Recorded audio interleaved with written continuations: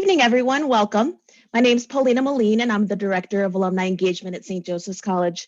I'd like to thank all of you for joining us virtually this evening for Campus Connection featuring the Office of Career Preparation and Professional Development. Before we get started with this evening's program, I'd like to share a couple of upcoming events and opportunities to connect offered by the Office of Alumni Engagement that may be of interest to you. This Saturday, we're hosting a virtual trivia event supporting the Joseph M. Lewinger Scholarship for Future Educators. It's a friendly trivia competition with prizes and hosted by alumna Vanessa Barrios and head basketball coach Coco Zalo. January is National Mentoring Month, and we are hosting a mentorship webinar next Thursday, January 28th. The webinar will feature 3 alumni speakers and focus on the benefits of mentoring. In addition to our events, we also host a virtual book club with an online discussion board where participants may connect with other members and live Zoom discussions at the midway and endpoints of the books. It's free to join and open to all alumni, faculty, staff, and students. And we recently launched an online platform, SJCNY Connect, aimed at connecting the SJC community. I'll tell you more about that later in the program and give you a brief demonstration. For more information on upcoming events, the Virtual Book Club and SJCNY Connect, visit sjcny.edu/alumni. And now it's my pleasure to introduce the Director of the Office of Career Preparation and Professional Development on the Brooklyn campus, Ellen Burti. Ellen has led the Office of Career Preparation and Professional Development on the Brooklyn campus since 2015. She has extensive experience working in educational institutions, including St. John's University, St. Francis College, and Bishop Kearney High School. She holds both bachelor's and master's degrees from St. John's University. Welcome, Ellen. Thank you so much, Paulina, for the introduction, and just want to say thank you to the Alumni Office for inviting us here this evening. I think that I can say on behalf of both Karen and Kevin that we're really excited to be here tonight and to talk about career services and career resources with all of you this evening. So thanks again for inviting us and for that introduction.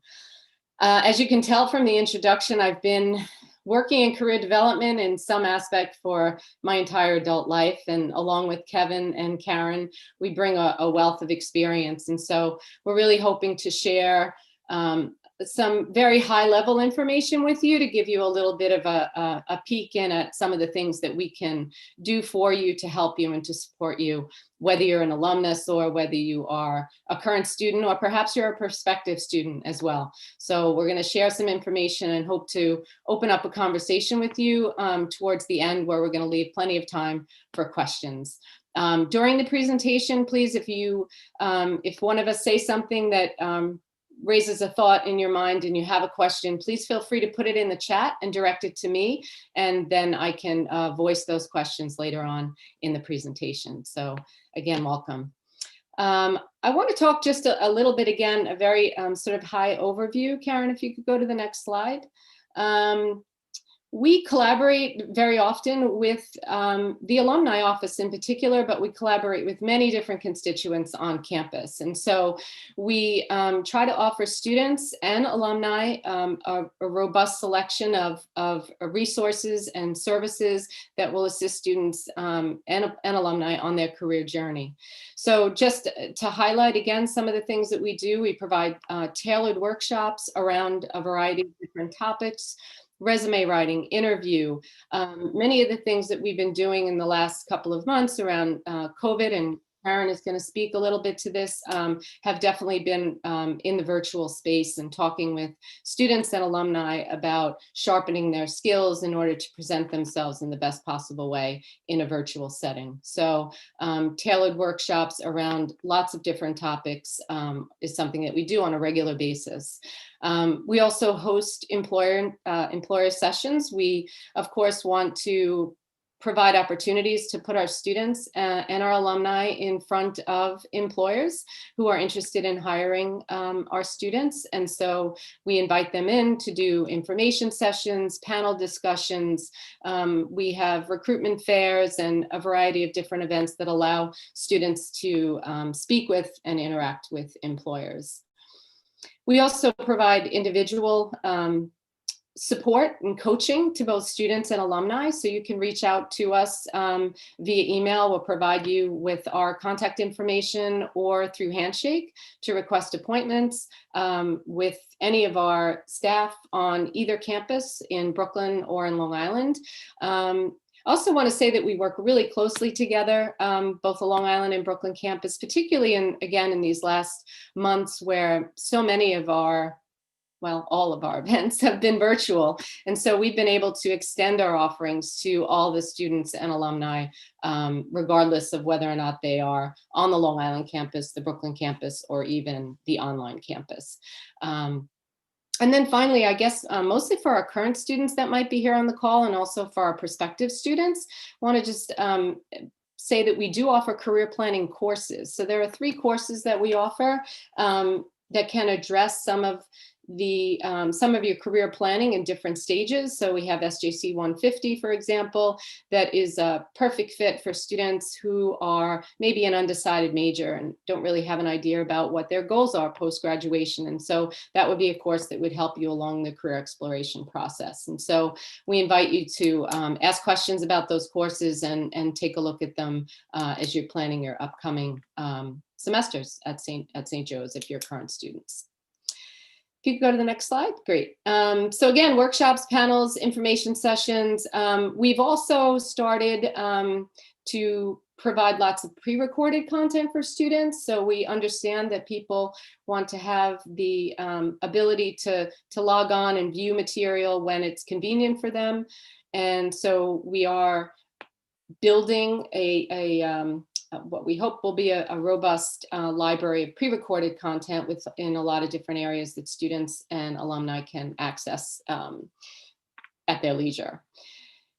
I think it's really important, especially now during COVID, to really focus on the fact that with some of the dire news that we hear all the time, that employers are hiring. There are jobs out there, and Karen is going to speak to this a little bit later, but Handshake provides you with opportunities to connect with jobs and internships. We have probably on any given day over 2,000 jobs posted and about 1,000 internships on any given day. And so that's available to you to use and access. And then we also wanted to spend a minute talking about Parker Dewey. And this is a fairly new concept around micro internships. And we'd like to just show you, bring up the website and show you Parker Dewey. This is a fairly new, as I said, feature, a really new idea. Micro internship is different from a traditional internship in that it's a short-term project-driven experience.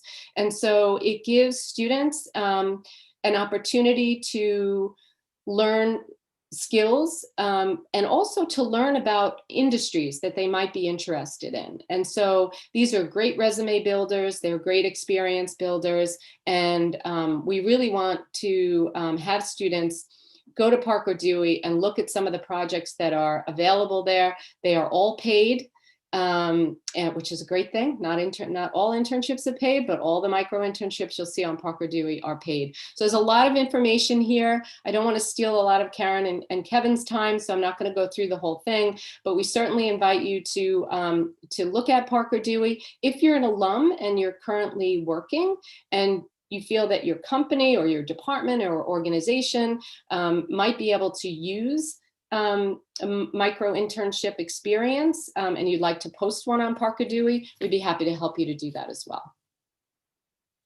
And then finally, I just wanted to make mention of our upcoming virtual job and internship fair, which is again open to all of our current students and our alums.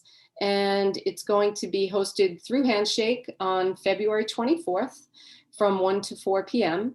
Again, it's virtual. So remaining safe and also very convenient. This is our second virtual fair. We had one in the fall, and we did find that many students and participants, employers included, actually found it to be almost a little bit better than a physical in-person fair. So there's opportunities for you to make an appointment, to meet with an employer, either in 10-minute individual sessions or for 30-minute group sessions where an employer will do a presentation. And so we invite you to learn a little bit more about the Job and Internship Fair on the 24th of February. Certainly, if you have any questions, you can direct those to us later on in the presentation. So I don't want to steal any more time from Karen. I want to introduce my colleague, Karen Acampado, who has been with the office just for a short time. And I can say that in that short time since September, Karen has made a wonderful impact and met with so many students and has really made a difference on the St. Joseph's College campus in Brooklyn. Karen most recently comes to us from Columbia University, where she worked with professional students in STEM areas around data analytics. And prior to that, she worked at St. John's University. So we both have a connection to St. John's. So I'm going to hand it off to Karen, and she's going to talk to you a little bit about LinkedIn and a couple of other things that we think you'll have some interest in. So thanks again for your attention. Thank you, Ellen. And thank you to the Alumni Office for having us speak today. And thank you all for coming tonight to this event.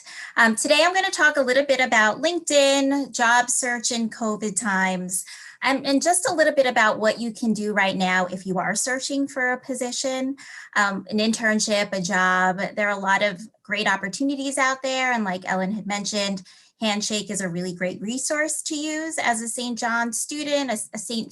Joseph student, St. Joe's alum. So LinkedIn is really a great place for you to start networking professionally. So I don't know how many of you out there have a LinkedIn account, but it's a free professional networking site where it's not necessarily where you would post your resume. It's more of a place where you have your professional brand. And so you would really highlight your skills, your experience, and it's a way for you to connect with people virtually. So in the past, obviously, we go to networking events and we get to actually meet with people face to face. But unfortunately, times have changed. So with LinkedIn, what you can do is really start that networking piece really from the comfort of your own home. So if you have a computer, you can connect with people, create a profile, and some of the things to think about when you are creating a LinkedIn account.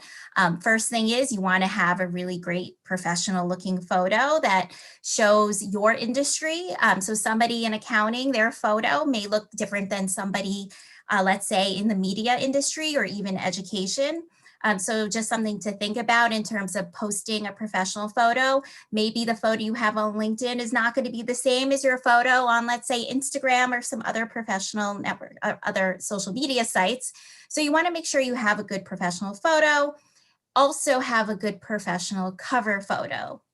And when you go to LinkedIn, if for all of you who are familiar with it, LinkedIn gives you kind of a stock cover photo, which really doesn't show your personality or show really who you are. So a good thing to do is think about what you'd want employers to see when they do find you online, and find a photo that really showcases who you are as a person, obviously a professional photo. So for instance, my cover photo is Times Square because we're in New York. And so it's just something that shows that, you know, where I am and kind of I'm in the middle of everything, right? So something to think about as you're creating your profile picture and your cover photo. It's really important also to know that 85% of jobs are found through networking, and that's why it's very important for you to have some kind of online presence. And recruiters do go to LinkedIn when they do a search and they put in your name.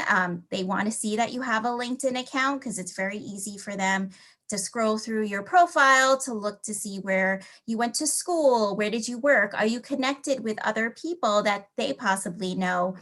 So you want to make sure that you don't just create a LinkedIn account and kind of leave it there and forget about it. I know that a lot of students tell me, oh, I have one, but I haven't really done anything with it. Well, you want to make sure you do something with it. I would say if you are not sure where to start, make sure you have a good solid resume, which is something that our office can help you with. And then what you can do is take pieces from your resume, not your bullet points, but just highlights, and kind of make that into your own on your LinkedIn. And what I mean by that is you want to make sure that you really show an employer that you have a personality, that it's not just these are the things that I've done, but look how I've helped people.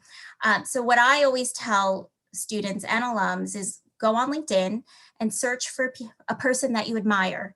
So is there someone out there that you admire? Go on their LinkedIn profile, look to see how they create their summary, how do they kind of formulate their experiences, and model yours after theirs.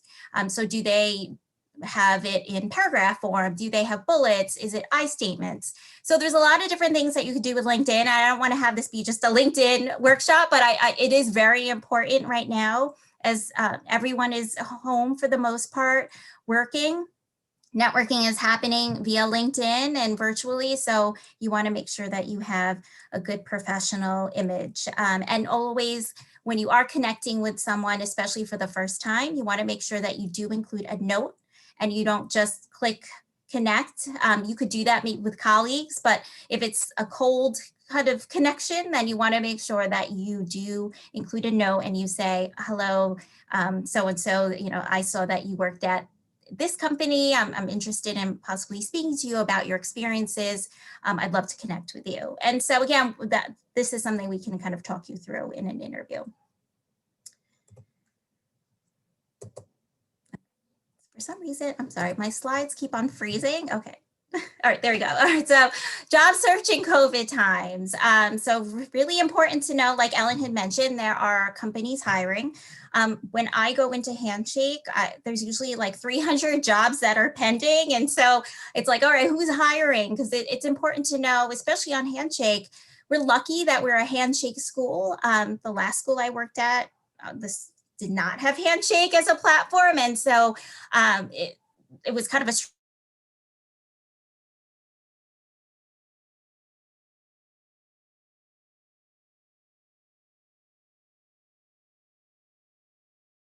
to how to access Handshake. So for the current students, it's through the MySJC portal, and for alumni, the link is there.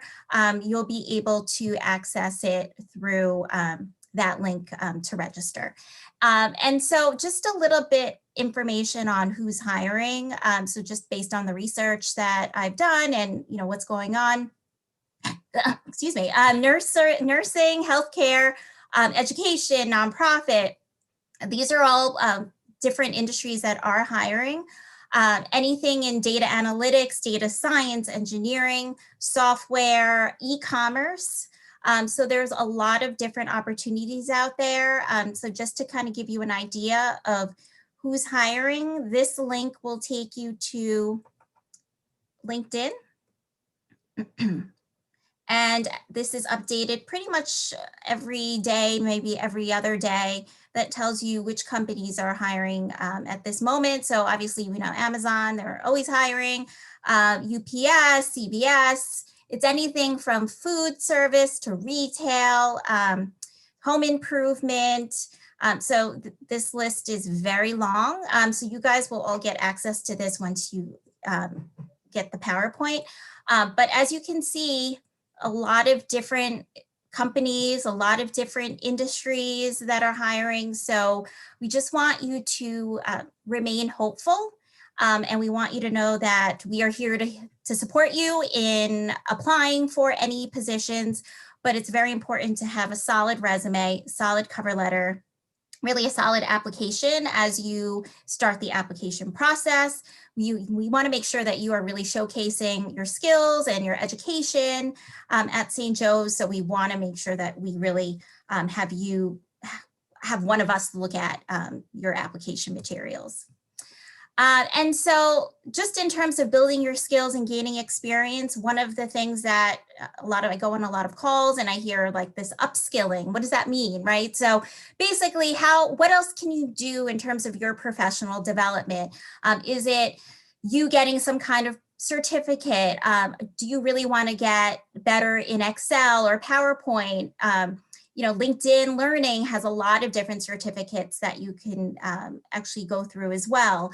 Maybe you want to learn a second language. There's apps like Babbel, which will help you learn a second language.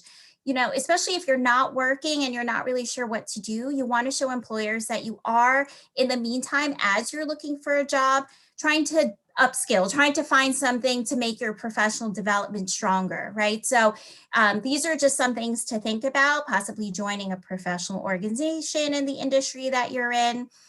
Again, really seeing if there's something in your technology that you want to get better at. And even volunteering or doing some kind of service is really important as well. It's kind of hard, I know, because you really can't go anywhere and nobody really wants anybody face-to-face yet, but there are a lot of remote opportunities. So that's something also that you could find on Handshake. And then there's just a link here to a book from Lindsay Pollock, who's kind of the guru of career everything, getting from college to career. Her book just talks about, what students can do and really how can you market yourself and what is your brand. And so again, that is something that we in the Office of Career Preparation and Professional Development can help you with. And you want to schedule an appointment with any of us. This is the Brooklyn campus. It's myself and Ellen Burti, and then on Long Island, it's Jennifer Rooney and Kevin Gill, who you'll hear from later. But like I said, we are here to support you. I love helping students, as does everybody in my office. So we hope that we first meet the new prospective students at some point, current students, please see us, and alums as well. So thank you again, and hope to see you all soon. I have the pleasure of introducing to you Kevin Gill, who's the career counselor for the SJC Long Island campus. Kevin works closely with Jennifer Rooney, who's the director of the career office on the Long Island campus and is representing the Long Island office this evening. Welcome, Kevin. Thank you very much. It's very nice to be here tonight, and I thank you for having me. And on behalf of Jennifer Rooney, I want to invite all of you to come in and hopefully see us someday when things improve. But until things do improve, we'll always be there to help you, either through Zoom or phone calls, or of course, emails and through Handshake. Ellen and Karen spoke so much about some of the things that we can do to help you in choosing a career, hopefully finding a job that you might be looking for. But what I'd like to focus on tonight is something that I think could be valuable to potential students, current students, and alumni as well. And it's a resource that is accessible through the portal, which I know some of you do have access to, but the good news is you don't have to use My SJC portal to find this very valuable resource. It has an unbelievable amount of details that will certainly help you research whatever potential careers you might be thinking about. And probably the best thing to do is to really open it up and share it with you and give you a preview of what you can find in what is called the Occupational Information Network, better known as ONET. So if you just bear with me, I'm going to share my screen. And it's so easy to access. You can simply Google ONET. You can put in the link onetonline.org. Or if you do have access to the portal, you can access it through the portal. And of course, on the portal, you'll see so many other resources such as Big Interview, Handshake, which we've heard so much about, and even Focus 2, which has an unbelievable amount of assessments that you can utilize, especially for those students that maybe aren't so sure of what they want to do. So I'm going to pull up ONET right now. This is the home page, and some of you perhaps have seen it before. It's been around for over 20 years, and it's easy to use. It's free. It's very, very friendly, and it has so many tools that can be used. For example, there's a section down here called Find Occupations. And if you chose to, you can take a look and see, let me look at maybe career clusters, types of jobs that I might be interested in certain clusters of careers. We heard before about nursing, we heard about education. Maybe you're interested in something like that, maybe even hospitality and tourism. Whatever area you're interested in, let's just pick one, education and training. You can click on it, and it will give you an unbelievable amount of careers that have something to do with education and training. Again, this would be in the section called find occupations. And it isn't just career clusters. There are many other topics that you can use to begin your search. I'm going to come back to the advanced search a little bit later, but right now I'd like to do a short tutorial by going up to what's called the Occupation Quick Search. You'll see some areas that I've worked with students in recent days. And I'll just use the first one. It's alphabetical, and it is one of our more popular majors, and it is accounting. So again, for somebody who is maybe right now considering coming to St. Joseph's College, and you're not really sure, gee, I'm not really sure what I want to major in. I'm thinking about maybe becoming a teacher. I don't know, I've always thought about maybe human resources. No matter what it is that you want to learn more about, ONET is probably the best place to begin your search. Perhaps you're a current student and you've already solidified your major. You've done focus 2 assessments or maybe other types of assessments. Maybe you've met with a career counselor. Maybe you always knew what it was that you wanted to do. And now you want to find out, gee, well, that's my major. Now, how am I going to develop all the skills, the knowledge, the abilities, all the other pieces of my career plan that will get me to where I want to be when I graduate? You know, it's always wonderful to major in something that you're interested in, but you always want to, when you finish your 4 years at St. Joseph's College, hopefully you want to begin your career or go to graduate school or maybe a combination of the two. I mentioned also alumni, how they can use ONET online. Maybe you are an accounting major, maybe you've graduated, and maybe you're working as perhaps in bookkeeping and you're still looking for that accounting career, or maybe you're thinking about becoming a CPA and you're wondering, should I go back for another degree or just go for additional credits? Who can I speak to? Are there professional associations? Where are the jobs? Are they in New York? Are most of them in California or Texas or Florida, some of the other bigger states?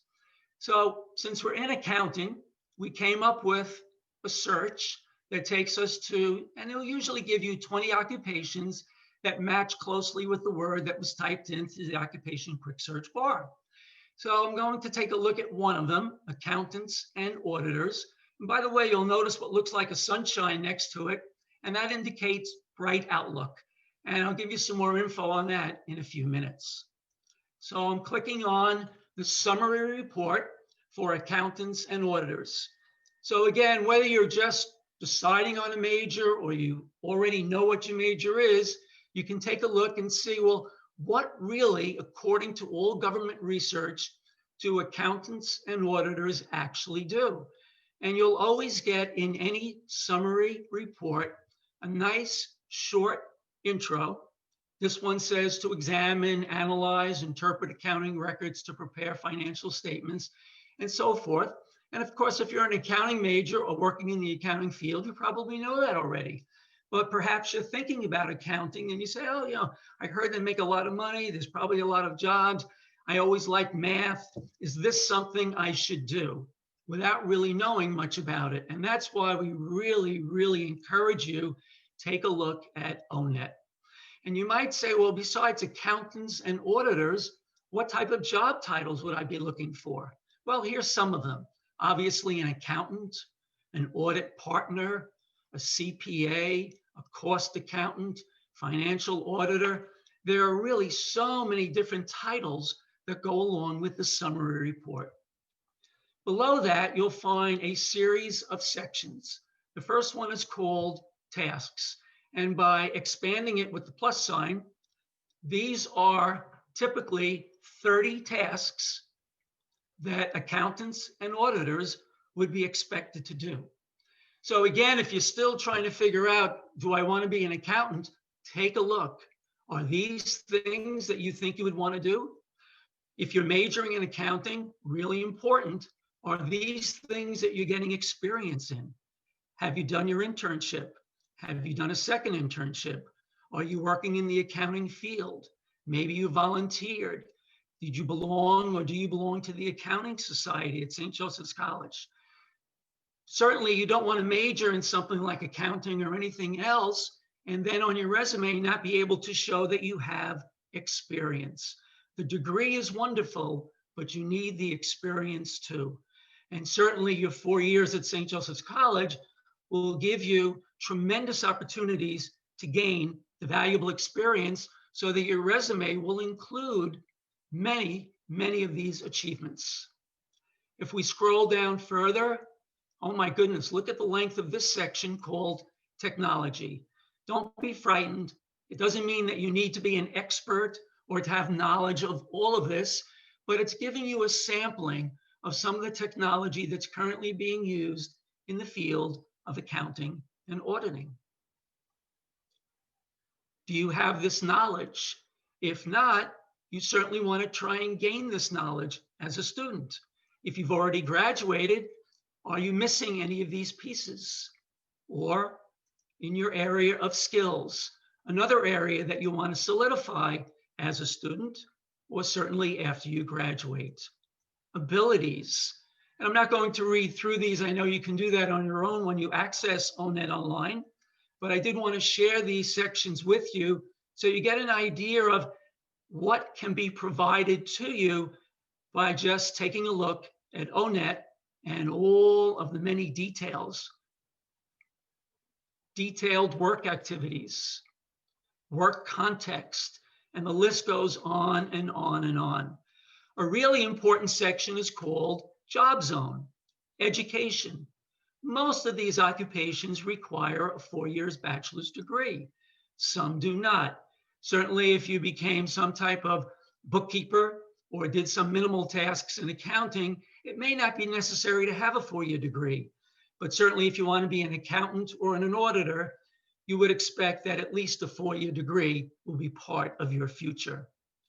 If you've already graduated and you're looking for additional training, you could take a look, for example, here where it says find training and open it up and visit all 50 states and find out what type of training would be available to you. One of my favorite sections is the interest section. We all have interests. And if you've never done any type of assessment on Focus 2 or through the Strong Interest Inventory or one of the other many that are out there, take a look at the ONET Interest Profiler. It's very short. It'll take you probably less than 10 minutes to complete, and you'll come out with your code. It'll be probably a 3-letter code made up of words like conventional, enterprising, investigative. There are actually 6 interest codes altogether, which I'll take a look at when I go back to the opening page right after I finish this presentation. Keep this in mind though, because you might say, well, what if I'm not really conventional, enterprising, and investigative? Would accounting be the right field for me? It may, but we would really encourage you to maybe take a look at some other opportunities that might match better with your interests. Work styles, values. Another really important section is called related occupations. And here you can see occupations or careers that are somewhat, not identical, but somewhat similar to being an accountant or an auditor. And some of these, perhaps you're not really sure what they do. You may know what an accountant does by now, but do you know what a budget analyst does? Have you ever thought about being a market research analyst or a cost estimator? You can open up any one of these and learn in a matter of minutes, typically what people in these careers are doing. Money. Everybody probably wants to make a certain amount of money. After all, you're investing a lot into your future by going for your education. The median wages here would give you nationwide, but you can actually compare the nation to your state. We'll just do New York just to get an idea of what it would be like. So you compare New York to the nation. You can actually do your zip code as well. And you'll receive a comparison. The orange is New York. The blue is the United States. So you'll see the low end, typically 10% of workers in New York earn this amount or less, the average, and then the high end earners. And of course, these numbers are meant to be a guide. They are current, but we expect, of course, that they will change over time. If you wanted to do your zip code, you can find out more for the area where you actually live. Another nice tool that's here Karen mentioned correctly before that about 85% of people find their jobs through networking. So what would be the value of taking a look here at job openings on the web through something like Career One Stop? Well, I'm just going to take a look for a moment. I pulled up Patchogue only to narrow the field. And it's telling us that there's about 188 positions that fit my criteria within the area 50 miles of Patchogue. You might say, well, I can't travel 50 miles. You can always reduce it.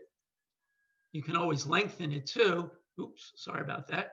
But of course, the more that you do that, the more that the numbers will decrease. So let's just see what happens. We'll go down to 25, see the jobs, and we went from 188 all the way down to 11. And you might say, wait a second, I'm just thinking about going to school, or I'm only a sophomore. Am I really going to be looking at being a staff accountant in Hauppauge? Well, if you've already graduated, you might, but if you haven't, take a look and see what kind of characteristics or requirements you should be working towards right now, or as a student at St. Joseph's College. Not only can you learn about what would be necessary for the position, but you can also learn about companies.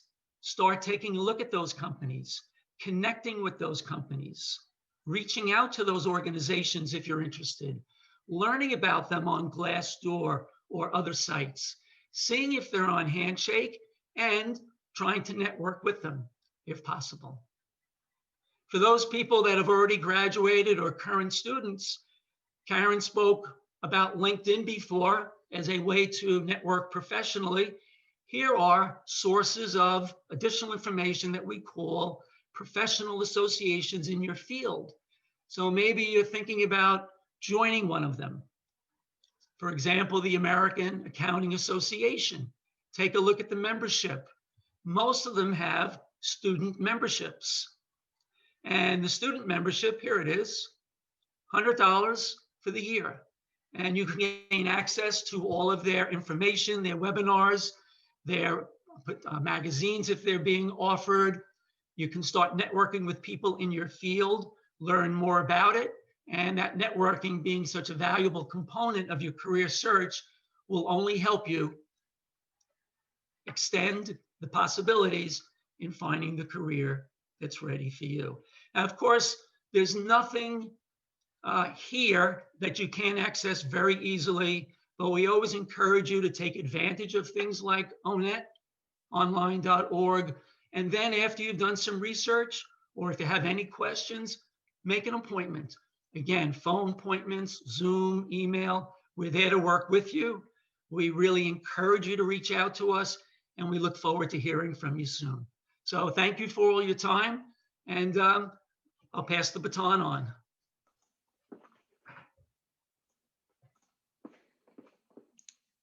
Thank you, Kevin, for sharing all of that valuable job search information. As I mentioned earlier, JCCnycconnectcom was launched this past fall. It is an online platform created with the intention of making it easier for alumni to connect with one another. SJCNY Connect is intended to be your platform to engage, exchange, and empower the SJCNY community. The platform offers the opportunity to reconnect with former classmates, mentor students and up-and-coming alumni through the SJC Mentor Program, discover job opportunities and alumni talent, expand your professional network, and much more. I'm going to share my screen real quick so you can actually see what this platform looks like.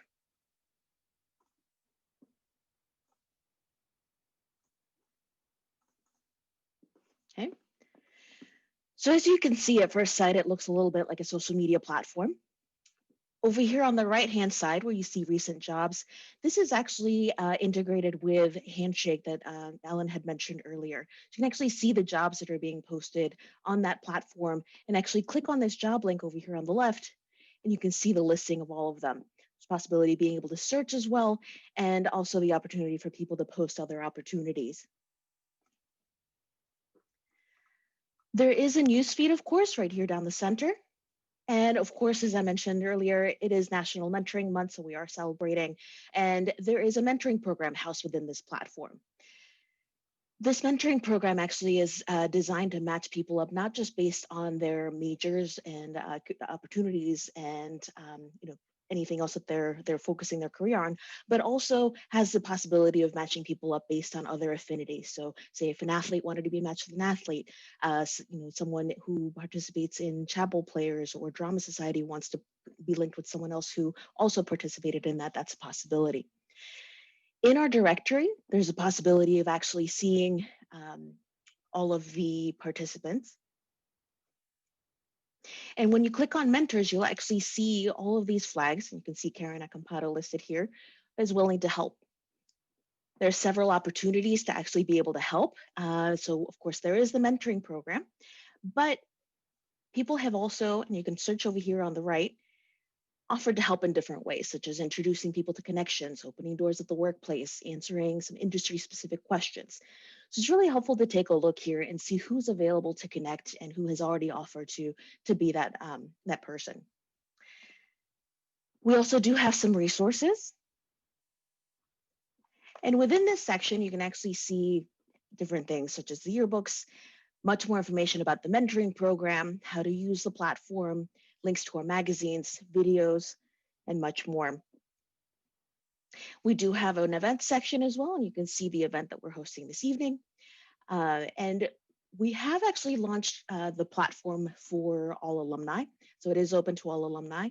And next week, we're doing a full launch to the class of 2021. For any of the students that are currently joining this event, you're welcome to join the platform. Just give us a moment since we don't have all of the information currently in there, but just be patient and we'll let you onto the platform pretty quickly. So if you have any questions, feel free to reach out to the Office of Alumni Engagement. And we look forward to having you join that platform.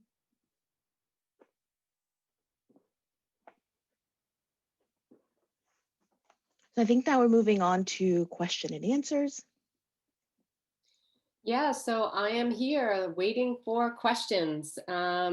We did have a couple of questions that I'd like to share with you. One was around alumni logging into Handshake. And so if you no longer have access to your SJC email, which you don't usually 6 months after you graduate, that goes away. When we collect your information through the First Destination Survey, one of the first questions that we ask you is, what is your personal email? And that's the email that we use to transition you from a student to an alumni status in Handshake. So if you have a question about perhaps what email you used, or if you graduated prior to us delivering the First Destination Survey, you should reach out to one of us in the career office and we can make sure that we set you up with an account in Handshake. So I hope that answers your question. That was from Merlin. And then we had another question from Vanessa around graduate school help. So Vanessa was asking, hearing all this information about jobs and internships, and can we help with graduate school? And absolutely we can. So we can support students through the graduate school application process and also through even planning. So again, our office is really going to focus on anything that is around postgraduate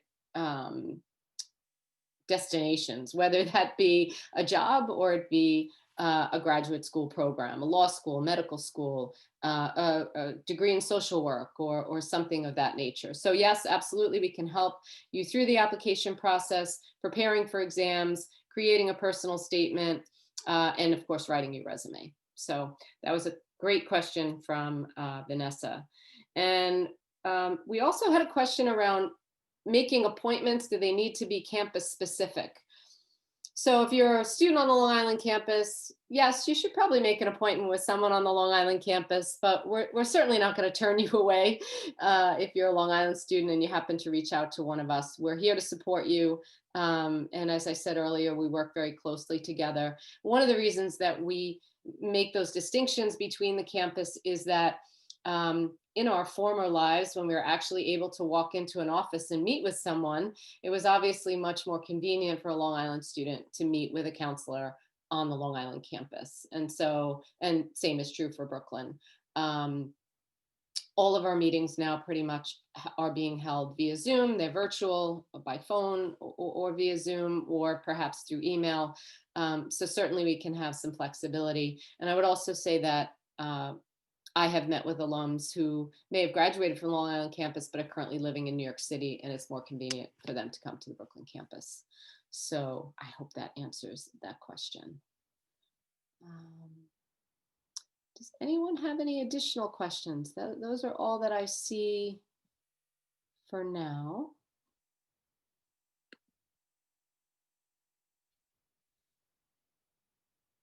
All right, so there is another question here, and it is about the COVID-19 pandemic. And do you think we'll continue to see an impact on job interviews even after the pandemic? And so I would say a resounding yes. And I would ask Karen or Kevin to jump in and maybe offer some of your thoughts around this. Yes, so definitely interviews. What I'm hearing are interviews, virtual interviews are not going away. I think even when we go back to whatever new normal it's going to look like when everyone actually goes back to the office, a lot of companies are going to have their interviews conducted via Zoom, virtually. They're going to do the video recorded interviews that were happening also in the past. So a lot of what's happening now, it's not going to change. I think that now students and alumni have to be more comfortable with how to engage virtually. And so even if eventually you may have to go into an interview face-to-face, the initial interview process will probably be virtual. But on a positive note, companies that normally would not maybe interview at certain schools are now interviewing everybody because they don't have to actually use their budgets to travel, let's say to California or Texas or wherever. So there are more companies that are looking to hire and are opening up, the types of schools and where they're recruiting from. So that's good news for current students, because a company that, let's say, normally wouldn't recruit at St. Joseph's may, just because, oh, well, I don't have to travel to that school, I could just do it via my laptop. But COVID is changing a lot of different things. It's changing the industries, it's changing what the hiring needs are, but it's all in also what their bandwidth can handle, meaning like, can a company hire more people virtually? Like, who's going to be able to manage all of that from a location? So that's just something to kind of think about as you're looking for jobs, and where do you want to work, and could you possibly just work from home for the rest of your life? I don't know, maybe there could be companies that, like Google, they're not going back till September. But I have a cousin that works for Google, and he just has been working from home for like the past 5 years. He goes to the Google office, like, I don't know, twice a year. So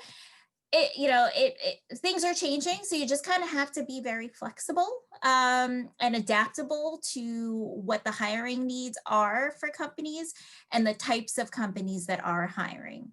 So I hope that answers that question. I don't know if anyone else, if you guys want to add anything else to that, but. No, I think that was great, Karen. I think, a lot of these things were happening prior to the pandemic. We were seeing a lot more virtual interaction between businesses, between employers and prospective candidates. And I think that COVID simply accelerated that. That's what we're hearing from the employers. And employers, as Karen mentioned, are able to increase the way in which they recruit, because it doesn't cost them as much, and they can actually see a lot more people this way. I would also just want to add one thing to that with around recorded interviews, right? So doing a pre-recorded interview is very, very different from even sitting with someone whose face you can see on the other side of the screen and who you're actually interacting with.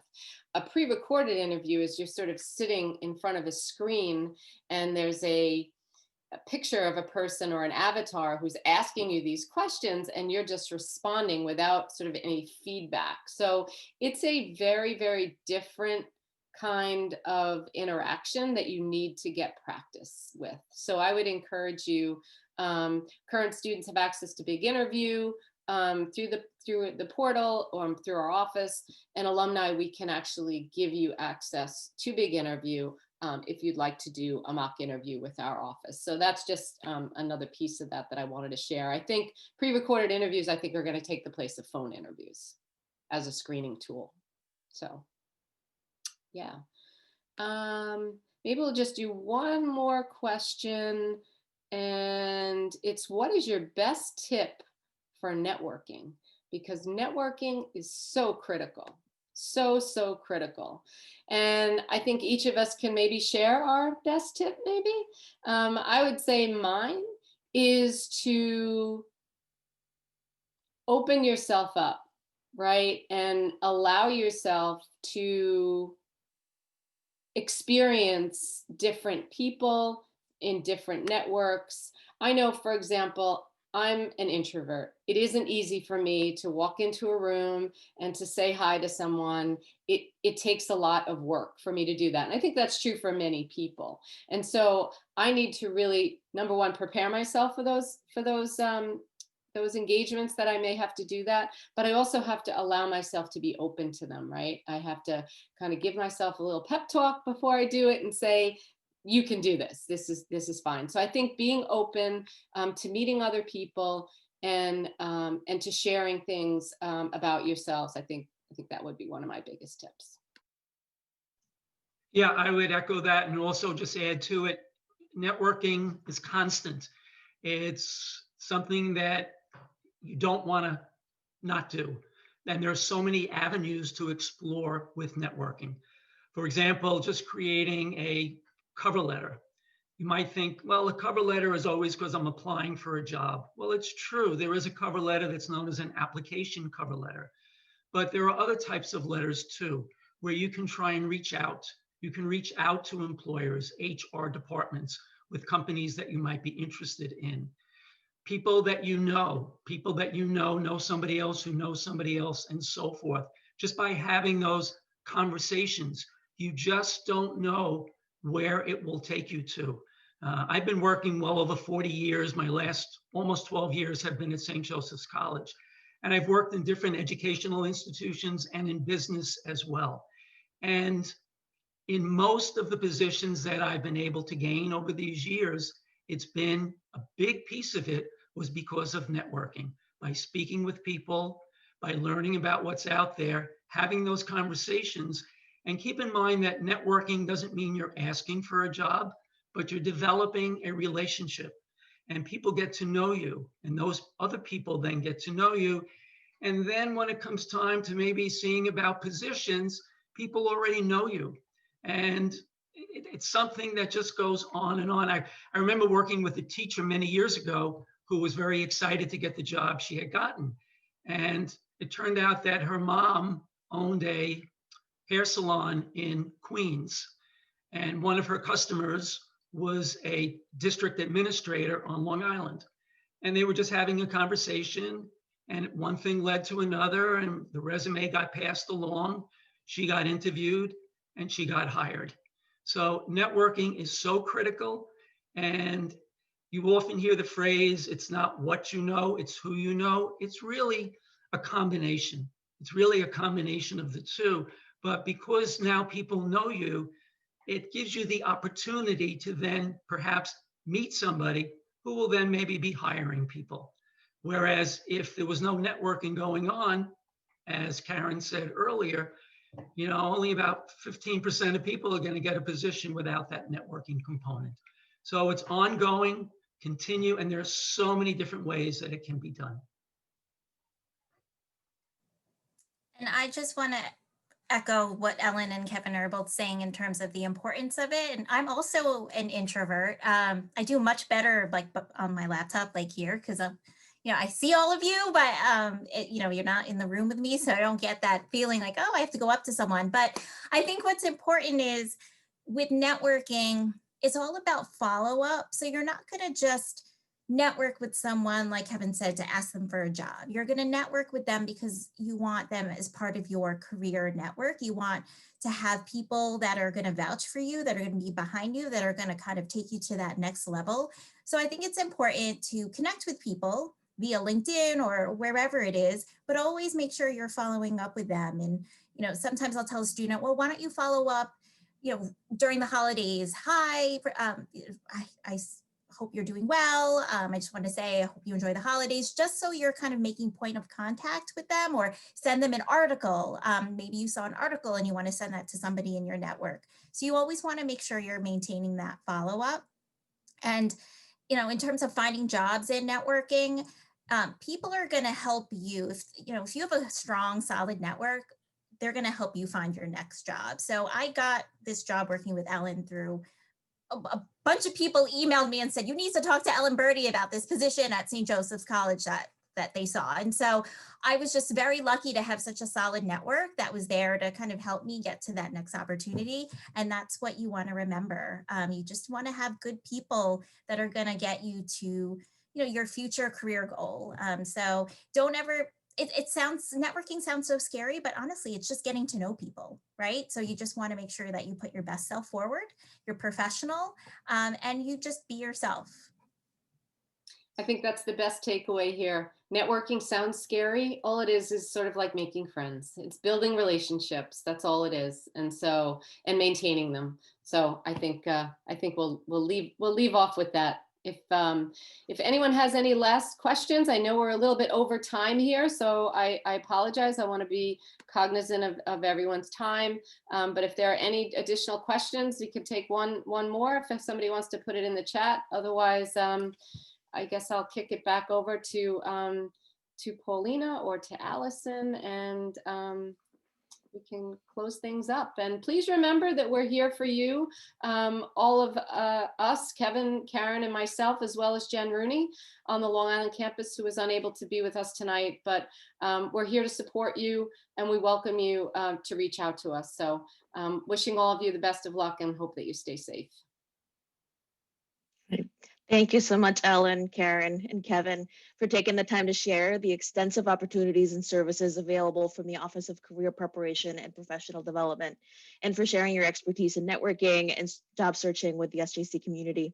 Thank you, everyone, for being here today. We look forward to hosting you at future events. Enjoy the rest of your evening.